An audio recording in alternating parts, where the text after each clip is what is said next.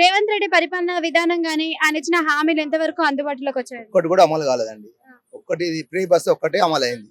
ఇది అయ్యి చాలా ఇబ్బంది ఉన్నది. పని లేని వాళ్ళు కూడా బస్సులో తిరుగుతారు.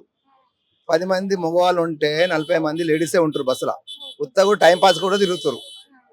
ఏమి పథకాలు అమలు కాలేవు. రైతులకు గిట్టుబాటు ధరలు లేవు, మందులు లేవు, చాలా ఇబ్బంది. కేసీఆర్ పరిపాలన ఉన్నప్పుడు ఏ విధంగా ఉంది మరి? కేసీఆర్ పరిపాలన ఉండే మధ్య తరగతికి ఇబ్బంది లేదు, రైతులకు ఇబ్బంది లేదు. ఆయన ఏం చేసిండు ఏమనే పబ్లిక్ మీద అయితే భారం చేయలేడు, పబ్లిక్ ఇబ్బంది కలిగించలేడు.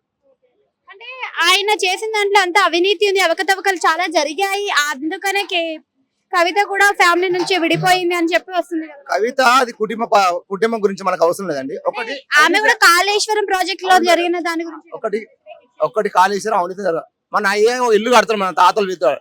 మనం వచ్చినాక కూలిపోతే మనం రిపేర్ చేయమండి. మరి కాళేశ్వరం కేసీఆర్ అయ్యేదా? రేవంత్ రెడ్డి అయ్యేదా? అవునండి, అది అది తెలంగాణ ప్రభుత్వం కదా, తెలంగాణ ప్రజలు కదా. కాళేశ్వరం రిపేర్ చేయాలద్దా? మన ఆయన ఇల్లు కడతాడు, కూలిపోతే మనం కట్టుకోమా? మన రిపేర్ చేయాలి కదా రేవంత్ రెడ్డి. అది రిపేర్ చేస్తే కేసీఆర్ పేరు వస్తుందని రేవంత్ రెడ్డి కుట్ర చేసి చేస్తలేడు. ఇప్పుడు సెక్రటరీ బంగారు బిందెలు అని చెప్పాడు. బంగారు బిందెలు ఎక్కడ పోయినాయండి? పేరు మార్చుడు కాదండి, ప్రజల జీవితాలు మారవాలి. ఒక సింపుల్ చెప్తా, యాదగిరిగుట్ట సీటింగ్ చేసిండు కేసీఆర్.